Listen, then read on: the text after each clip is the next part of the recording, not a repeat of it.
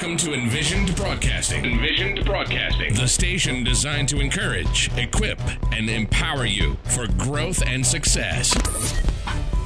An affiliate of Direct Impact Broadcasting and Creative Broadcasting, presenting the EmPower Hour with Jaresha, a show that shares the stories behind the journeys of leaders, influencers, and motivators. The EmPower Hour with Jaresha begins now. Welcome to EmPower Hour with Jaresha. I am your host, Jaresha Moore. A little bit about myself. I am a best-selling author with over 18 years of combined experience in education, finance, healthcare, business management, and development, owner and founder of EmPower on Purpose, LLC, where we provide leadership training and personal professional coaching and consulting services, certified coach, speaker, and trainer with the John Maxwell team, and owner of Envision Broadcasting radio station. So today I want to announce something really special. I have a new ebook called Leadership Tidbits, Powerful Strategies Every Leader Needs to Know in Order to Win, and it's now live on Amazon. Leadership Tidbits is a collection of stories of industry trailblazers who share profound leadership tactics that will help you elevate your career and enhance your personal life. In my chapter called Empowering Your Inner Leader, you will learn how to empower yourself as a leader and how to use four, and that's empower strength, create opportunities, innovate aspiration, achieve results, next move, ongoing action, and win on purpose to level up as a leader. You can visit Amazon and type in Leadership Tidbits in the search box to pull up the ebook and purchase it today for $1.99. I am also excited to announce that I have actually been featured in the Kish December issue. It was such an honor and such a blessing to be featured in the November issue, so I'm extremely grateful and thankful to be featured in the December issue with the beautiful and amazing Kelly Williams as one of the top 30 influential women movers and shakers. I truly feel like God is opening doors, and what I've learned is that you have to be ready to walk through every door without fear. I'm so thankful and grateful for the opportunity. To get your copy, you can go to www.kishmagazine.com. Thank you so much to Kishma George and the Kish Magazine. So today's empowerment quote is, courage is like a muscle. We strengthen it by use, by Ruth Gordo. This is such a great quote. This reminds me of another quote that says, courage teaches us what should be feared and what ought not to be feared. Only by taking action do we gain that knowledge. And from that knowledge comes an inner strength that inspires us to persevere in the face of great adversity and inspires others to follow. In the most difficult of times, courage is what makes someone a leader. The only way that we gain courage is by developing the behaviors that build courage. One of my favorite things that I often tell others is to do it afraid. But it's hard to say something that may intimidate you and be difficult. But courage gives you the power to do something. We are always going to have those fears. But courage will get you up, get you moving, and get you started. Courage will get you to take action. My mentor, John Maxwell, says that having courage will get you to the other side, and that other side may be full of opportunities, yeses, and possibly the breakthrough that you've been waiting for. So without further delay, today my guest is Valerie J. Lewis Coleman. To Valerie J. Lewis Coleman, every conversation with a child is an opportunity to teach. Whether basic life skills, kindness, or career aspirations, she encourages her grandbabies and other children to be the best they can be in her first book, All the Things I Can Be When I See Me. As a best-selling author and award-winning publisher, Valerie serves professional speakers and experts to magnify and monetize their message by publishing quality books. With over 15 years of experience in the book business, She has published over 130 authors and helped thousands of writers navigate the challenges of self-publishing. This expert divulges industry secrets on avoiding the top 5 mistakes made by 95% of new authors, pricing your book to sale, and identifying shady publishers. Valerie founded Dayton Book Expo, the region's premier book event, connecting almost 700 authors to avid readers.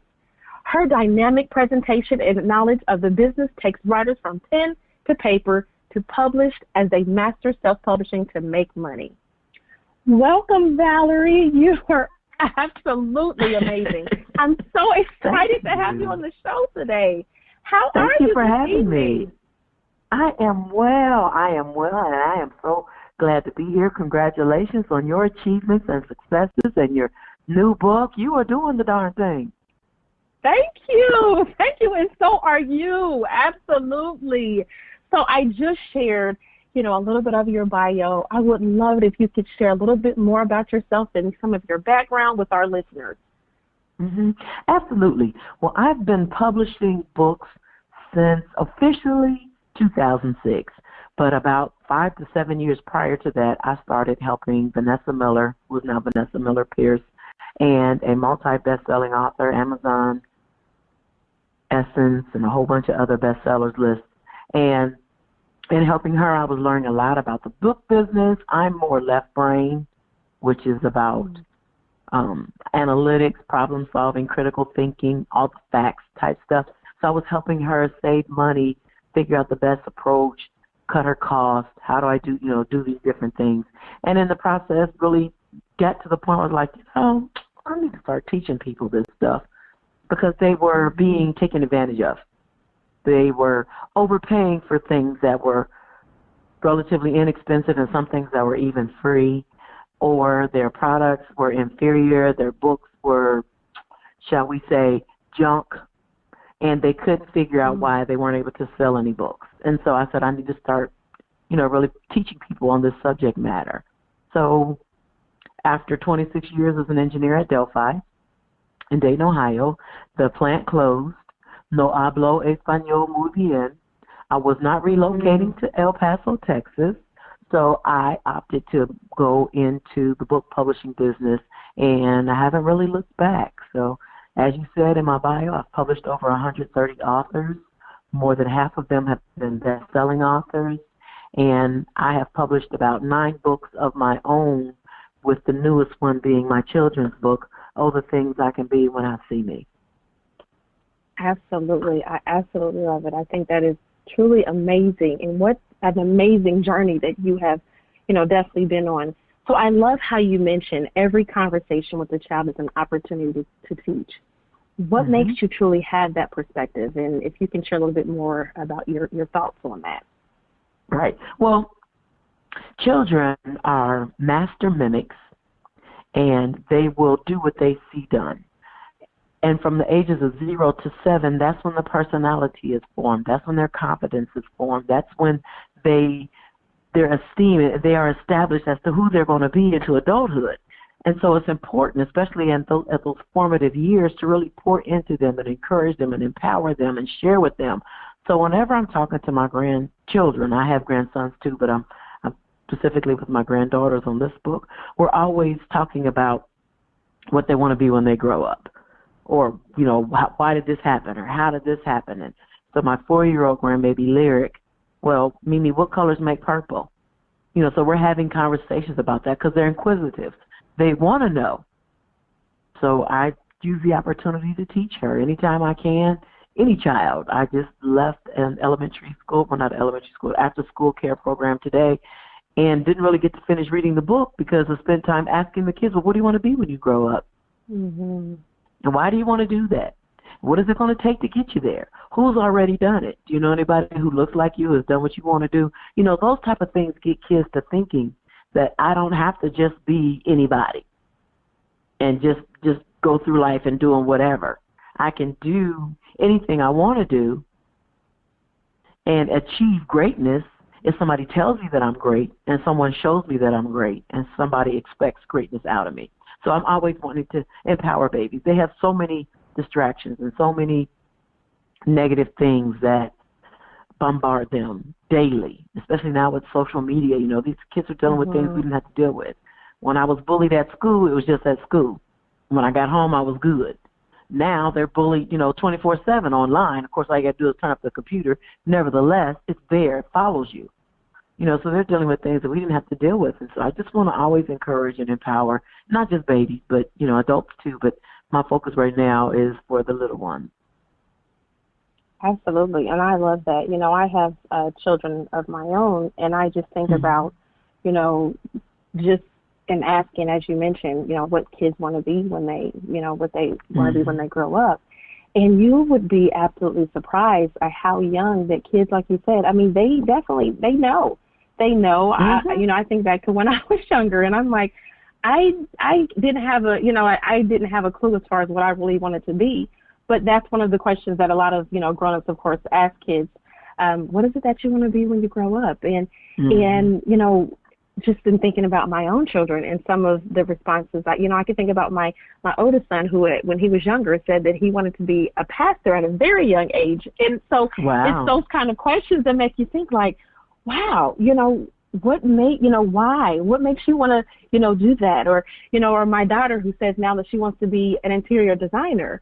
And, it's just those kind of things and those passions that kids actually have at the young age, and they see it. And, definitely they want to,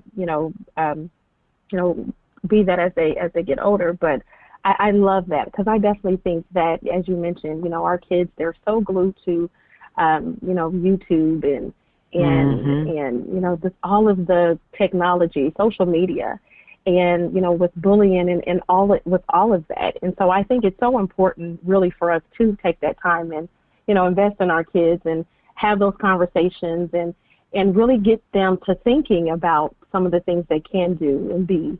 So I think that's absolutely amazing that, that you definitely take that time out to go and spend that time with children just to help them along their journey. So you also serve professional speakers and experts, of course, to magnify and monetize their message by publishing quality books. Tell us a little bit more about what you do in the scope of that with your profession.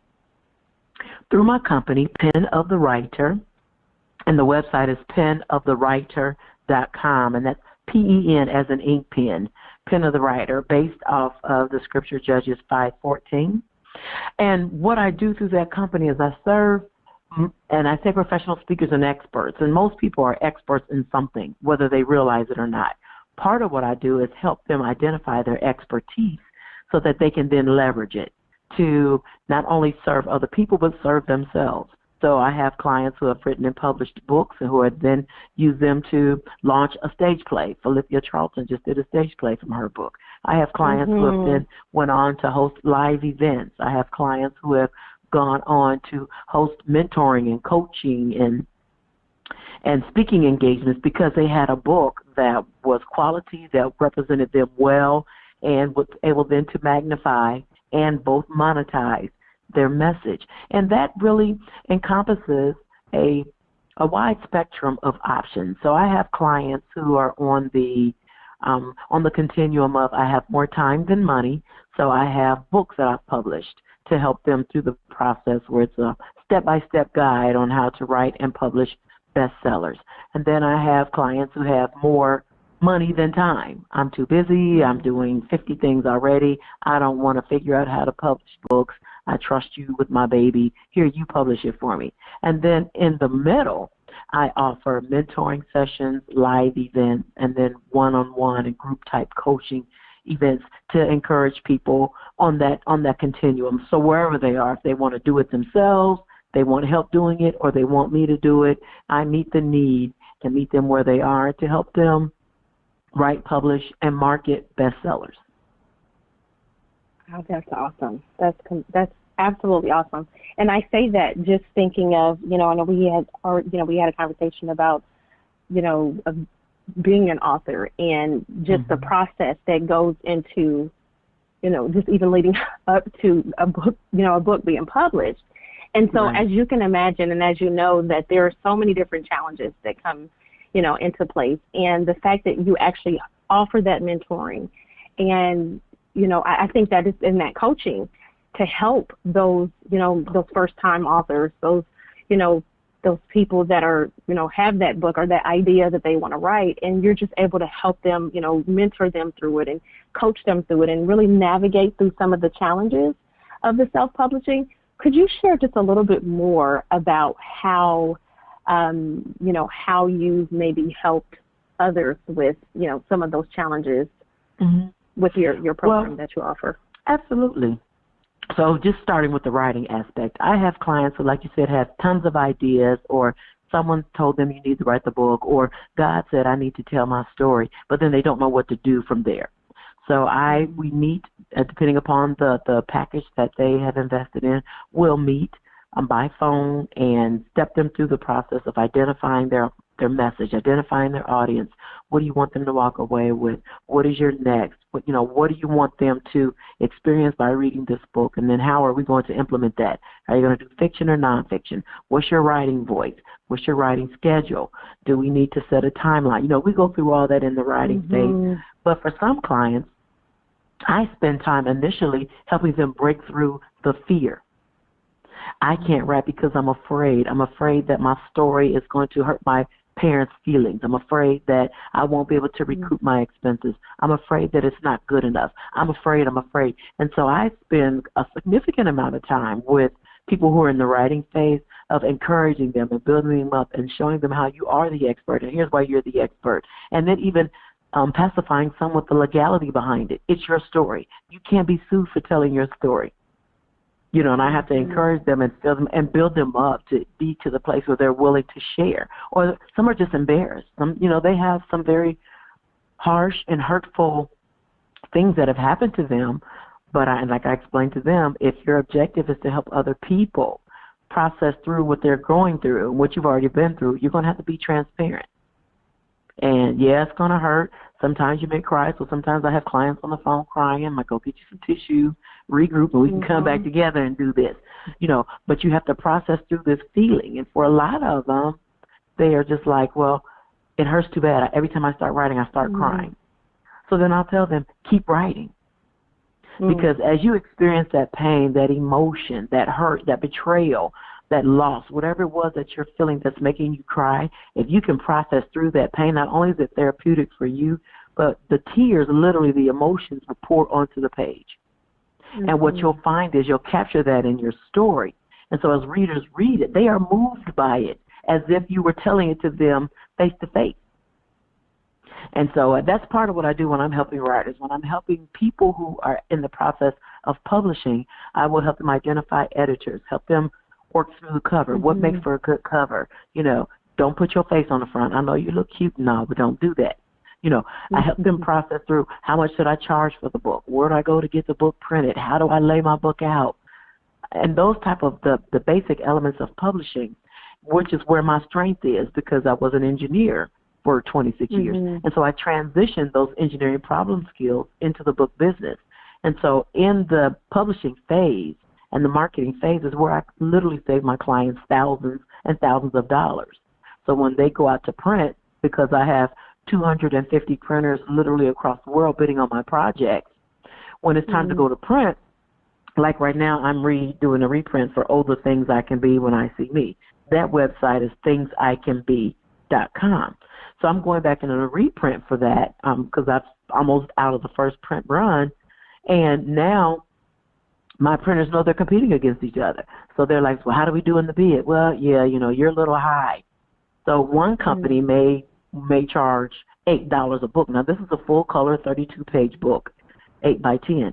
$8 is their fee. And I'm like, you must be crazy. Then I'll get a fee from somebody else, and maybe it's, $2 or $3.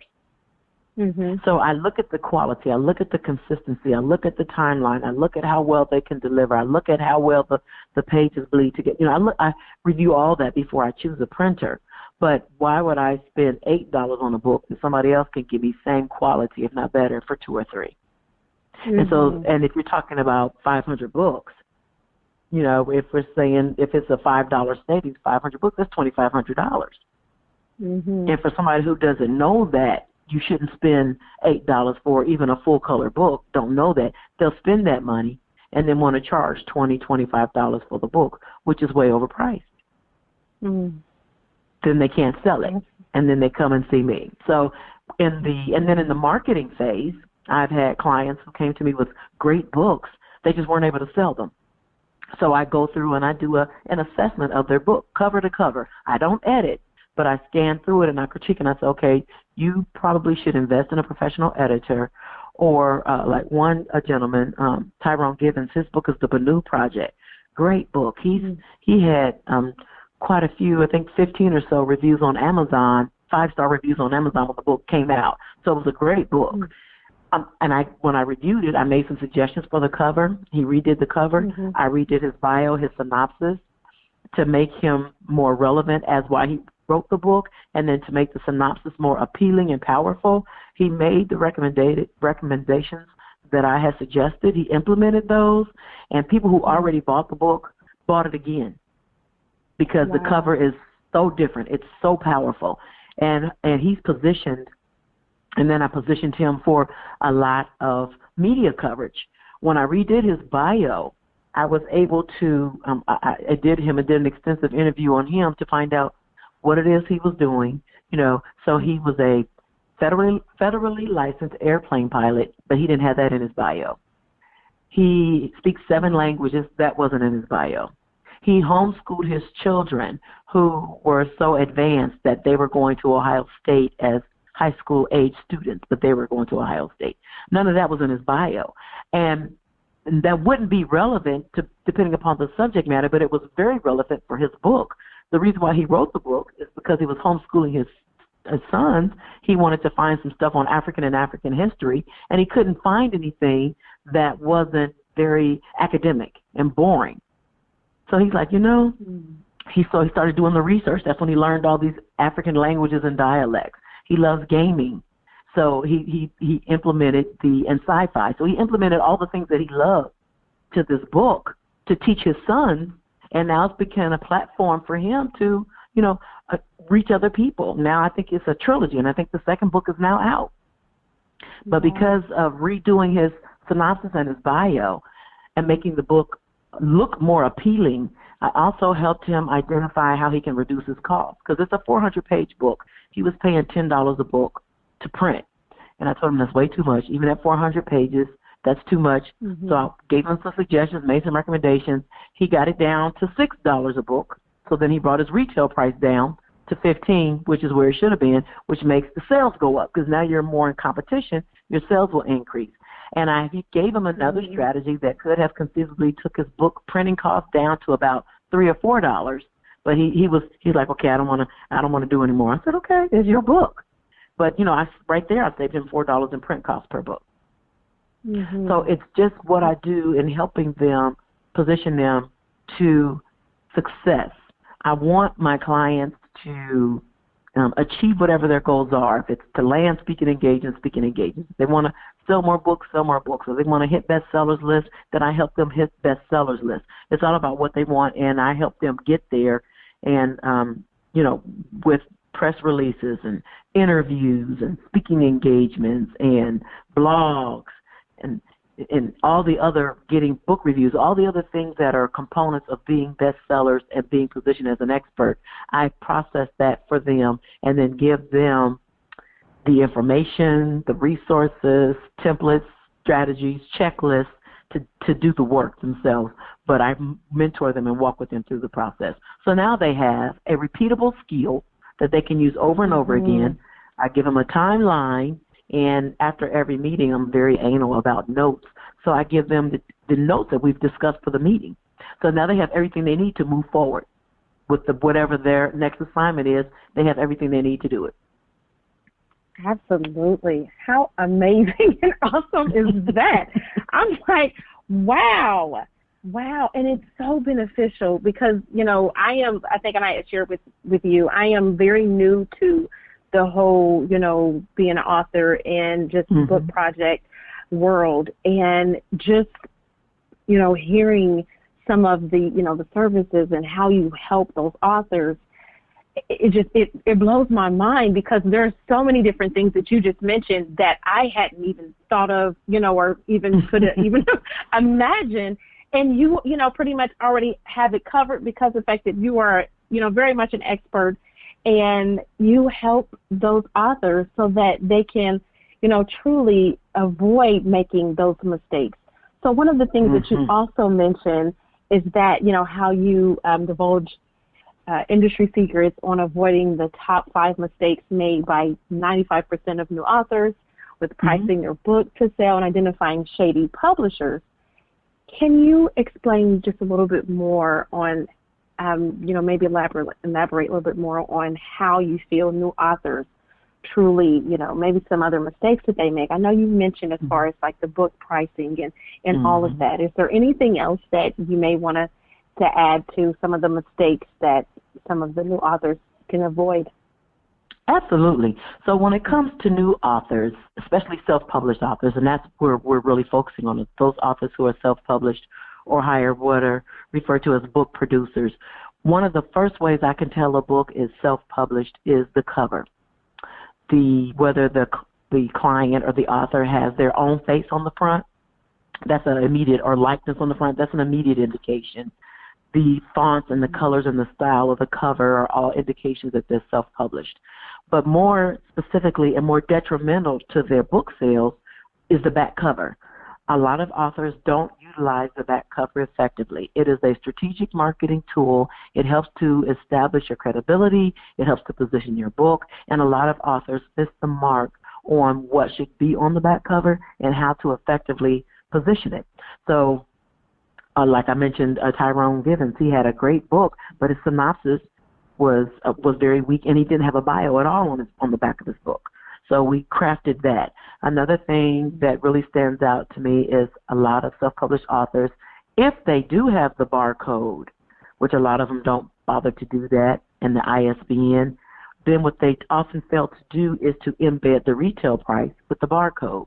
So if you've ever looked at a book and turned it over with the barcode, which is a 13-digit number, like the social security number for the book, the ISBN, right after that is a 5-digit number. If that digit is 9 and then 4 zeros behind it, that is a dummy number, which means that somebody, and I'm not going to call them a dummy, but somebody didn't embed the retail price with the book.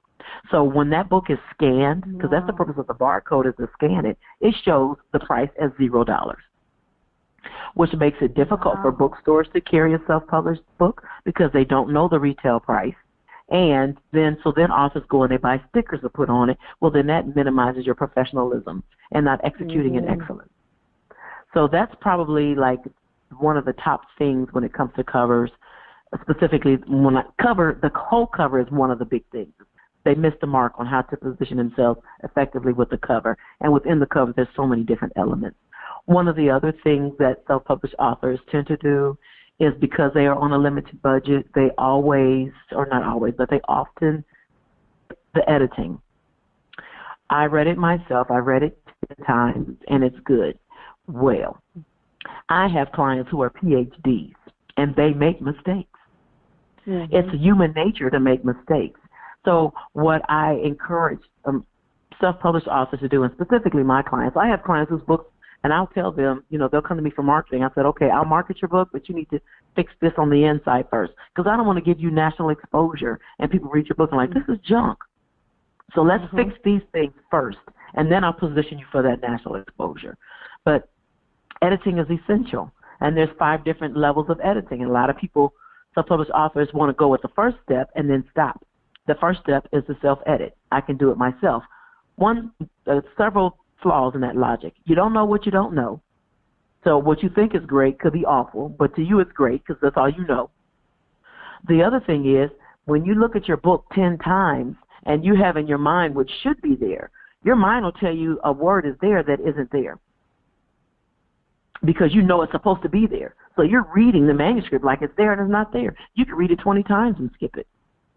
So there's different tiers of editing that people need to implement. I just had a call with a client today who has a team of readers, but she said it's just not working for me. They're not working for me. I said, okay, well, let's assess what's going on with your team. So when she told me about the dynamics of her team, I told her, you don't have the right people on the team, for one. And for two, you didn't clarify your expectations of the team. And for three, you gave your team way too much work in the amount of time you asked for it back. So let's whittle this down. And I helped her manage that behemoth of team editing, and break it down into more manageable chunks. She said, I would have never thought of that. Absolutely. And then I told her to have several different focus groups so that she gets a more well-rounded perspective. But that's still only the second level of editing, and that's still the quote-unquote free aspect. So you have the self-editing, then you have what I call the power team, my company pen of the writer. The letters make up the word power. So your power team, that's what she was working on. She had been to one of my workshops, and she had bits and pieces of it, but not everything. She needed to put it in place. So when we had the follow-up call, she was like, okay, I'm piecing it together now. So you have the self-edit. Then you have a power team, 5 to 7 fresh eyes to give you feedback, insight, kick you in the butt when you need to be kicked in the butt, hold you accountable, support you, encourage you. But they are not your amen people. They do not say yes and everything you do is wonderful, because you won't get the reality. The manuscript won't reach its highest level of perfection if everything you do is perfect. They will only say, yeah, it's good. Yeah, it's good. And that was the other issue she had. They kept telling her everything, oh, yes, great, it's great. I said, you got an amen corner. They can't be on your team anymore. She's like, oh, I didn't think about that. Yeah. And then you move into the professional editors. And there's 3 levels of professional editors whom, you pay to do the work. But again, because of budget crunches, because of self-inflicted time limitations, most self-published authors don't package their cover well, and they don't pay for editing or professional editing. My teacher read it. My cousin Pookie and Ray Ray and them, they like to read. They'll read it. Okay, that's a reading group. That's not an editor. Mm-hmm. And then once your book is out in the market and you're not selling, or you're getting crickets, or even worse, it's so bad that people are blasting you on social media. See, when I first started, social media wasn't hot like it is now. But now you can see where readers are going in on authors all the time, because I bought this book and it was junk. I can't believe I paid $20 for a book that should be $15, in my opinion, in the first place. But I paid $20 for this book, and all they have is one word on each page. Foolish things that people are investing in somebody because they will purchase from people they know they like, and they trust. But once you burn that trust, it's hard to get it back. Mm-hmm. So I try to position my authors, always think about your next. Let's think about the long haul. Okay, so you said you want to have your book done by December 2019. That's not doable, and that's okay. Let's regroup. Let's rethink this thing. You don't want to skip editing to make a deadline date, because when you put that book out there and it's junk, you're going to kill your brand before you can even build it. So that's the kind of stuff I do. And I love it, which is so crazy, Jaresha, because I'm not really for one, I'm an introvert. Nobody wants to accept that, but I am. I'm an introvert. Girl. And it doesn't mean that I'm shy. It just means that I get my energy alone. Mm-hmm. I recoup alone. So after I do a speaking engagement, I need a day or two just to kind of regroup and because I pour out. Like Jesus said, who touched my virtue? He might have been an introvert himself. It's like when they zap, it's like they pull and pull and pull. And I don't mind giving, but once I give like that, and I'm on, so to speak, I have to be on, because I have to come out of my introversion to be effective and to teach and to coach and to encourage. I have to come out of that to help them get through whatever they're getting through, and then I have to go back and recuperate. So, but I love it nonetheless. Yes, and that, I think it's awesome. So awesome. My goodness.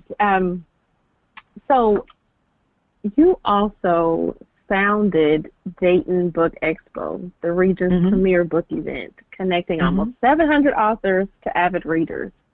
Tell us a little bit more about the expo. Well, the Dayton Book Expo started out as a opportunity for me. I used to teach writing and publishing to inmates and high school students through my, it was going to be my nonprofit arm, but I never took it that far. But my division of imprint of Pen of the Writer, which is Passionate Pens. So in 2007, I did a year-long session with 3 high school students, and I was going into DCI prison, which was a male prison back then, and teaching writing, publishing, and marketing to the inmates. And so at the end of the course for the inmates, and right around the same time I was done with the students, they were like, okay, what's next? I'm like, that's it. I've given you everything I had. And the inmates specifically were like, well, Ms. Val, we want more. We want to be in we want you to do a book and put us in it. What in the entire world? So I said, okay, well, let me see how I can work this out between my inmates and my high school students. How can I make this one book? Because they were saying the same thing. And so I compiled their stories about how they overcame virtual restrainers or physical restrainers, being incarcerated, that held them up. Typically stinking thinking, addiction, abuse, negative feedback from other people, how all these things position them to be where they are. And so that's what the inmates wrote about. And then my 3 high school students wrote fiction stories to submit. One of them, Jessica Allen, her story was False Identity, and she was telling the story about a young lady who was being brought up in a family, but dysfunctional family like all of us. But, you know, she was finding out bits and pieces of who she was and realized that who she thought she wasn't. And so her title was False Identity. And she got so into the story and loved so much the process of me encouraging her to write and show her what to do that she wanted to make a complete novel out of it. And the plan was to release it in 2008 because the initial book, Tainted Mirror, an anthology, the one I did with the inmates and the outmates and then the high school students, came out in 2018. Lord, I'm a decade behind. 2007. She wanted then to do a book in 2008. I'm like, okay, we got to do a big city event. A high school student who is a published author from the city of Dayton, we are going to rock this thing. We're going to have a big party, going to have it at St. Clair. We're going to do blah, blah, blah. So I started working on having a big citywide recognition book launch party for her, and she never finished the book. But what happened was it sparked that in me because I had traveled to cities, you know, Charlotte, Baltimore, Atlanta, and different book events and gone to their Detroit and been to their city book fest, and I was like, we need to have this in Dayton. So getting ready for her sparked me to want to do something locally, and I contacted 2 other fellow authors, and we came together to talk about and develop and implement the Dayton Book Expo. And it ran for 10 years. This past April was our 10th year, and however, sadly to say, it is or was our last as well. It's a lot of work. And so what I'm doing now is I was going to take a year off. So Dayton Book Expo is no more in position, but I wasn't going to stop serving authors and connecting them with readers because I know for most self-published authors, the hard part is getting in front of people. How do I sell my books? Where do I find places to sell? So I didn't want to stop doing a citywide book event, but I had to do things differently. So I was going to take a year off. So I was going to do a citywide book event planned for 2021, take a year off next year and just kind of regroup and get some things together. And a friend of mine who hosts an event here locally, her name is Valerie McKinney Walker, she does the Indulge event. She's been doing that for 10 years. So unbeknownst to her, this was the last Dayton Book Expo event. She was having an event in May, and she wanted me to be a speaker at the event on book writing. Absolutely. So she wanted to have a meeting about how do I, let's come together and meet and talk about this. I'm thinking to myself, we don't have to meet face to face for me to talk about speaking. We could do this over the phone. The introvert in me is like, why we got to meet? We could do this over the phone. But she said, no, I want to meet. I want to talk to you. I said, okay. So I'm meeting with her thinking we're going to talk about my speaking engagement and how I'm going to position it and the timing and all that. She said, Valerie, I would love for you to come on board with the Indulge event and host your book event in conjunction with the Indulge event. I said, wait a minute. I said, okay, I hear you, Jesus. You're going to let me take a year off. I said, okay. I said, that works for me. And I explained to her it was the last year, but it's perfect because she has the Indulge event in the same venue I was considering having my book event, which I'm calling the Pen of the Writer Book Fest. And so she's having it at the same place I was going to have mine. So now what we're doing is we're collaborating together. She's having her Indulge event. I'm having the Pen of the Writer Book Fest. We're going to be in the same big space at Montgomery County Fairgrounds. At the same time, we are just sharing the cost. So we're bringing our businesses together. We're in collaboration. We're sharing costs. We're sharing marketing. We're sharing venue. We're sharing resources. We're working together on this thing, but they're separate business entities. And so I benefit from the fact that she has 10 years of doing this event and draws a significant crowd, 500-600 people. The benefit to her is, of course, we are now sharing that expense she had been incurring alone, but then I bring a lot of marketing expertise to this, where I do press releases and radio and sponsorships and ad books. There are a lot of other things that I do in conjunction with that, bringing the authors in. We're going to work together on this thing and make it even more exponential. So the 500 or 600 people that I used to get to come to the Dayton Book Expo, her 500 or 600 people who normally come to the Indulge event, we are looking, hopefully to hit 1,000 people. How amazing! So I'm excited about that is, yes, that is truly exciting. That's awesome. That is so awesome. I know when you were saying, I was like, oh no, that means it's not. I had no idea that you were going to say no. It's still very much happening. Yeah. So I very happy to hear that. Now, what would you say has been your biggest challenge to date? My biggest challenge, for me, the biggest challenge is being consistent to locate the people who know my worth, respect my time, and pay my fees. I would have to say that's my biggest challenge, because what I do is life-changing, life-altering. It's exponential because it transforms the author's life as well as all of their readers, so it's an exponential thing. And I've invested years into mastering the craft and helping people go from nothing to bestseller. And so what I have found for me the most challenging part is being consistent in connecting with people, to engage them, to explain to them, to show them what I'm capable of doing, and doing it on a point where now people refer people to me. So I'm getting a lot of referral business now. I don't have to work as hard as I used to. I'm getting more, so-and-so is writing a book, you need to go see Valerie. Or I don't know what to do about this published, and I'll get tagged in something. Oh, my friend writes books, published books, you need to talk to her. So I'm getting a lot more referrals now, which is good. But then it still comes to the point of making sure, because I think what a lot of people don't understand, especially those who are new to the book business, is that it costs money to produce a quality book. It costs money to produce a jacked up book. So I know people who spent $5,000 on editing, and it was horrible. I couldn't read the book. First chapter was horrible. I said, you paid how much? Because I was like, you should invest in an editor before you go any further. Oh, I did. I paid $5,000. What in the entire world? I couldn't read the first chapter because it was so horrible. So people, oftentimes people I have worked with in the past have been taken advantage of. They've had their money taken, or they paid for a project and never got it. I paid so-and-so X dollars for a cover, and he never gave it to me. Or I paid them to edit and publish, and I never got anything. And now they've got my money, and they won't give it back. So some of the people I deal with have been wounded. They've been tricked, bamboozled, and hoodwinked, and so they need more encouraging and convincing that I don't operate like that. I operate in integrity. I operate with an agreement. So should there be a parting of ways, you are very clear on what you're entitled to. I'm very clear on what I'm entitled to. And so it makes it easier, in my opinion, that when it's in writing, to understand what you're, getting and not getting. And I'll step through the agreement with them. We talk about it. We discuss it. And if you have any questions, I've had a few clients let me take it to my attorney to review. Absolutely. Never had any kickback or rebuttal. So it's always, because my agreement has been reviewed by an attorney. So it's like important for me to operate in integrity and excellence, because I represent my pastor, my Lord and Savior, my family, my brand. I mean, it's more than just me.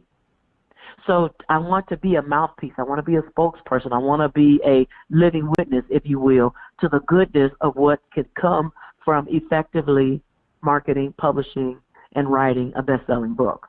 So I am the first line of defense of operating out of integrity. And I've turned clients away because I knew we weren't a good fit. I knew that what they wanted to do wasn't going to serve them, and they were insistent. But I got to put my face on the front. I'm telling you right now, you're going to do yourself a disservice by putting your face on the front. I had one lady start crying because she wanted to do a book and she wanted to be on the front. I said, no, ma'am. Nobody knows you. Don't take offense to that. But your face is not going to sell the book. President, look, I said president. He's still my president. President Barack Obama, absolutely. He should be on the front. Bishop T.D. Jakes, all day long, he should be on the front. Oprah Winfrey, Michelle Obama, I mean, yeah, that makes sense. But nobody knows who you are. Even with your new hair, your new eyelashes, your nails, makeup, you got your makeup on. Fleek, I bet fleek is not what they say anymore, but your makeup is lit, whatever they say, is that.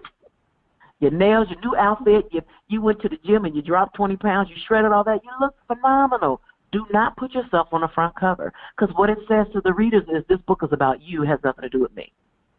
That's Why would I buy a book about you? So, yeah. So those are some of the mistakes. I know that was a question a while ago.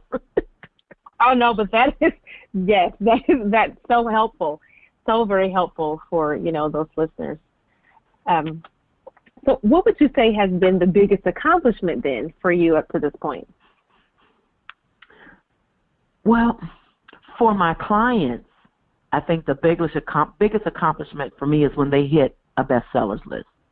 And like I had a client she came to me solely to be an Amazon bestseller. She had a great children's book, Dr. Sonia Cunningham Leverett. She had a great children's book, BJ's Big Dream. It wasn't selling as well as she had hoped. And so she's like, I need to be an Amazon bestseller. I think that will make a difference. So when she came to me, she had no reviews. She had no Facebook fans. She had, a great book, but no marketing in place. She wanted to be an Amazon bestseller. So we worked together for 5 months. And by the time she got done, she had 38 book reviews, which is a big deal for a self-published author. Let me be clear. She had more than 300 Facebook on her fan page. She didn't have a fan page.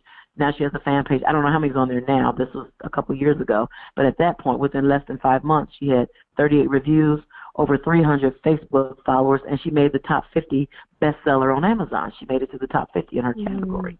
It was a lot of work, but she got there. And in the process, she learned a lot, and now she's publishing other clients and helping them do the same thing. So it's like rinse and repeat, rinse and repeat. So what I teach people, I want to make sure that it's repeatable for them so that they can go back and then redo it. So I have clients who come to me because they want to publish other people's books. So I mentor them through the process of publishing their book. They have checklists and resources and templates, information. Then they can go back and do their own books now and do more books for other people. So I think my biggest achievement for my clients is to see them reach whatever they had hoped to reach. Stage play, like Philithia, Death of a Lie, Dr. Karen Townsend, international speaking engagements, Dr. Sonia Cunningham Leverett, she's an Amazon bestseller. That is good for me when it comes to my clients. On my personal success, for me as an author, I think my greatest achievement for me right now, although, each book is my baby, right now for me, my children's book is my greatest achievement. I have published, like I said, over 130 authors, 9 books of my own, but this was my first children's book. So even though I've been doing this business for almost 20 years, it was a very different process of doing the children's book. So I had to learn new stuff. I love to learn, but I had to learn new stuff. I had to create new agreements for my illustrator. I had to find an illustrator. So it was a very different process. And although I had the book edited, editing of a children's book for the age of my book was like 5 to maybe 10 years old, around that age group, is not a lot of words. So editing wasn't the challenge. The challenge was the illustration and connecting the message with the words and finding the illustrator and working with the illustrator to capture the message the way I wanted it captured. And my illustrator, Natasha Hermes, is in Scotland. She did a phenomenal job. But she doesn't, English is not her primary language. So that was another barrier I had to get over. Then how do I navigate payment and agreement with somebody who's on the other side of the world? So I had to do a lot of research and figure out things and talk to printers and find out what's different with the children's book, the full color children's book, compared to all the other books, hundreds of books I've published. So I had to make adjustments and learn and grow. So to me, that's my biggest accomplishment now is this book. Now, of course, now that I have it done, I'm going to do a Spanish version. Everybody's saying, where's the one with little boys? I'm like, I haven't had that conversation with my grandson. He's too rambunctious. So, I have to do something differently for that book, but now it's creating a new momentum, and it's creating a new income stream, because now I'm getting people who want to publish children's books are now coming to me because they see I've done it. They see the success of my book. They see I'm everywhere. The children I spoke to tonight, when I walked in the room, they were like, I know you. You spoke to my school. You came to my dance class. You came to, I'm like, okay, baby. I know about this book. I know all the things. I had that book at home. I was like, okay. So those type of things to me are like, they're small successes, but they're successes nonetheless. Absolutely. Absolutely. So if you were to share one self-development book that you feel everyone should read, what would that be and why? You said what kind of book? I'm sorry. A self-development book, self-help. Self-development. Okay, absolutely. So, well, outside the Bible.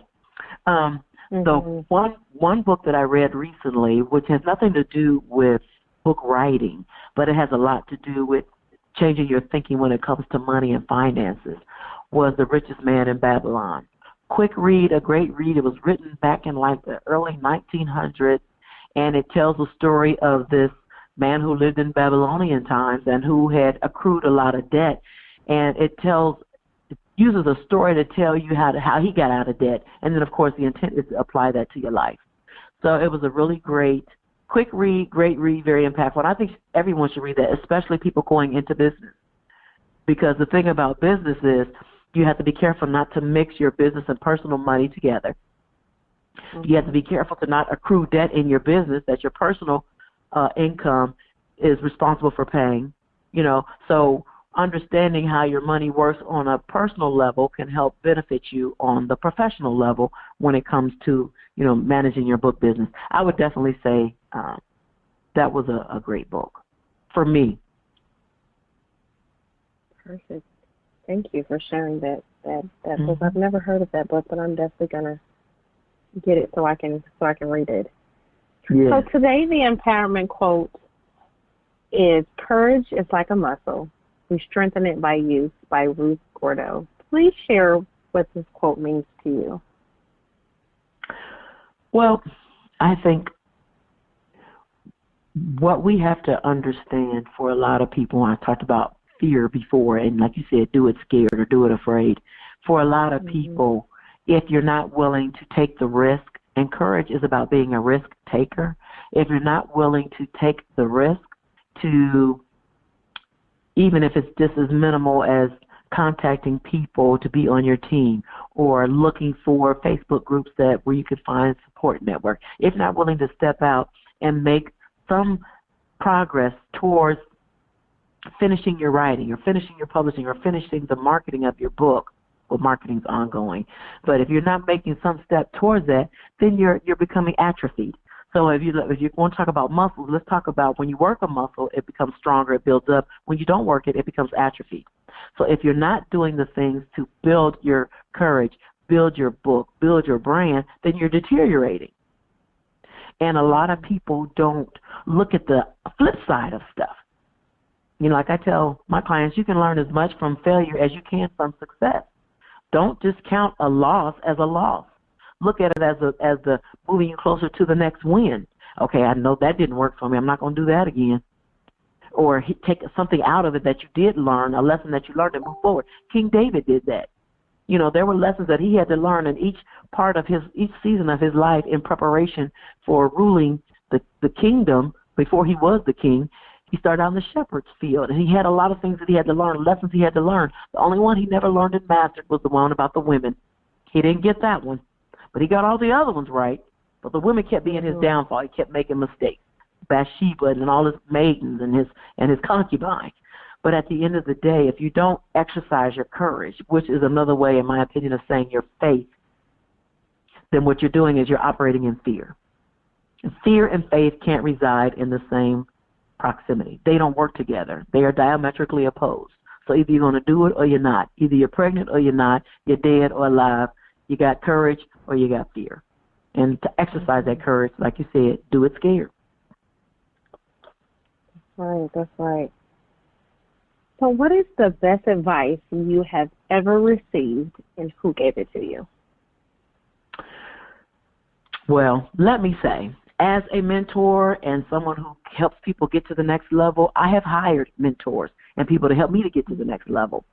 And I have two mentors who are most prominent to me right now, and the one who stands out the most is Darnell Jervey Harmon. She is a business coach. And I was so moved and so inspired and so elevated by her. I'm hiring her as my coach that I mentioned her in the book, because in the children's book, because I mentioned women of influence who have done things that my grandbaby said they want to do. Well, they want to be business women. Well, let me tell you about Darnell Jervey Harmon, self-made millionaire. Her whole focus is to help other people, specifically women, specifically Christian women, specifically African-American Christian women. She helps anybody, but that's her ideal audience. She helps them achieve 6- and 7-figure incomes in their business.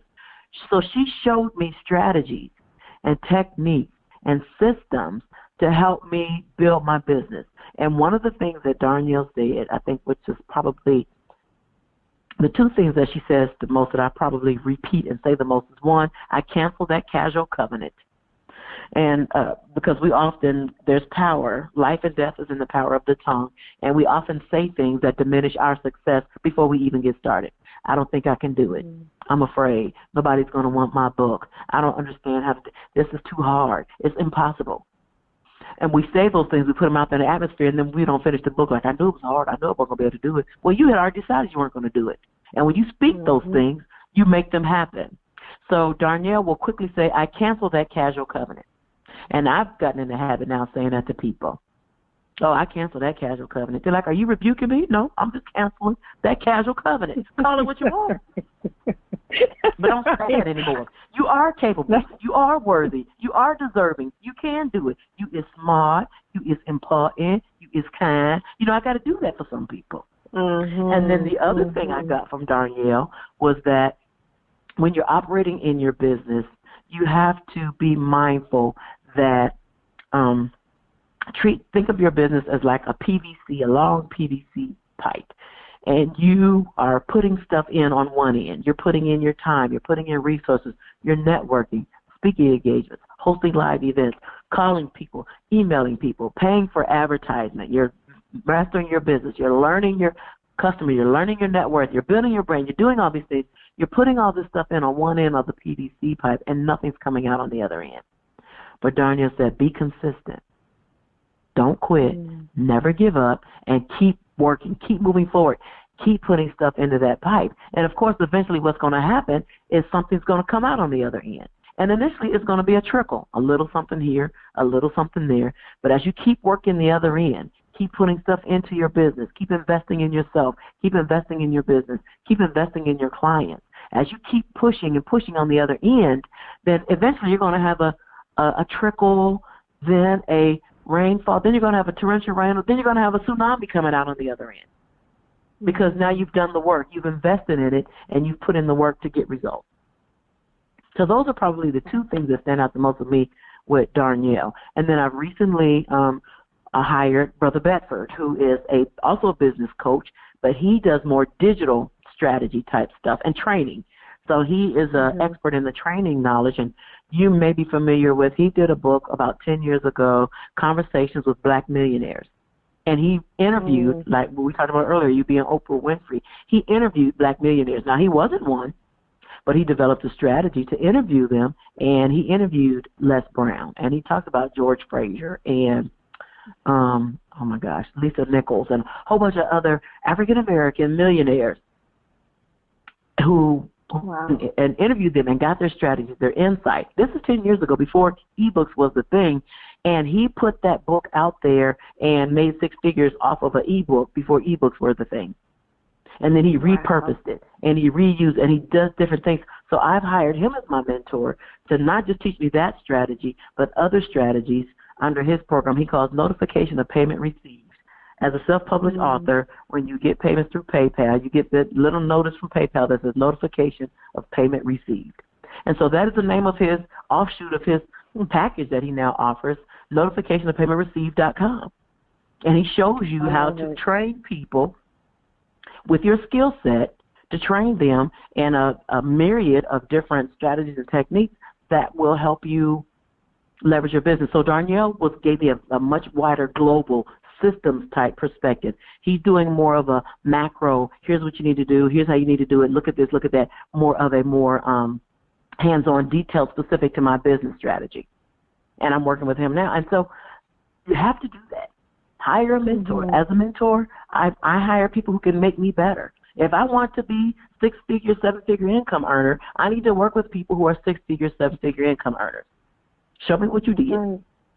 And then you have to pay those people for that. They're, a self-made millionaire is not going to sit down with you for an hour and a half for free.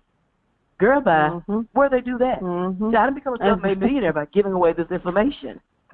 That's right. That's right. So people have to learn to invest in themselves and in their business. Absolutely. I know you know. Yes. Say that. Absolutely. So please share with the listeners what's coming up on the horizon for you. Well, I have several speaking engagements coming up over the next few months. I just did my Free Your Mind and the Words Will Follow Writers Retreat. It was phenomenal. I had it in the mountains of Kentucky. So my next Writers Retreat, 3-day retreat, will be November 6th through the 8th of 2020. And then I'm doing the book Power Pen of the Writer Book Fest I mentioned. That's going to be May. It's always going to be the Saturday before Mother's Day. So for 2020, it's going to be May the 9th. Those are my two big events for next year. I'm working on a couple client books right now, and I have a couple more books that I'm going to do myself that the Lord dropped in my spirit. So by this time next year, I will have interviewed Denzel Washington, Tyler Perry, Steve Harvey, Diedrich Haddon, Bishop T.D. Jakes, and a lot of other men who are men of faith, men who, believe in God, trust God, and pray. And I'm going to interview them and compile a book that the Lord gave me earlier this year when I was working on the children's book. So I'm going to be working on that next year. So those are like the three biggest things I have for next year in addition to client projects. Absolutely. How amazing. I am definitely looking forward to, 2020 and, just basically staying connected and learning more. So I just really want to take the time and say thank you for sharing your amazing story and journey. Please take the time to actually share with the listeners on how they can stay connected with you and just to continue to support your efforts. Absolutely. So everything I do is Pen of the Writer, P-E-N as an ink pen, Pen of the Writer. So my website is penofthewriter.com. My Facebook, Pen of the Writer, YouTube, Pen of the Writer, LinkedIn, Pen of the Writer, Instagram, Pen of the Writer, Twitter, Pen of the Writer. I'm sure I'm forgetting something. But if they go in on any of those social media sites, they can find me using Pen of the Writer, or penofthewriter.com is my direct website. Thank you so much. Again, it's been truly an honor and a pleasure to have you as a guest on the show. I appreciate you for having me. I have enjoyed my conversation with you. Absolutely. And I have enjoyed and learned so much this evening. And I want to just wish you so much success and blessings as you continue on your journey. Thank you so much. Same to you. Thank you.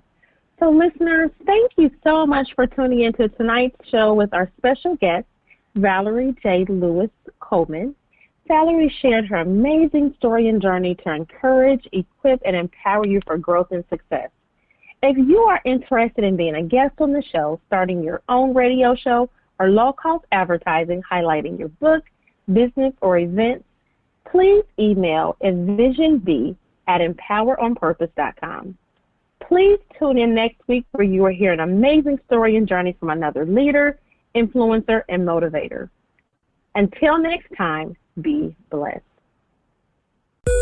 Thank you for listening to the EmPower Hour with Jaresha, where Jaresha speaks with leaders, influencers, and motivators who share their journeys in personal and professional growth, empowerment tips, lessons learned, and keys of success that will empower you to be your best self. Follow Jaresha on Facebook, Instagram, and Twitter at Jaresha Moore, and visit EmPowerOnPurpose.com. And remember to be intentional and be empowered, and have a great day on purpose.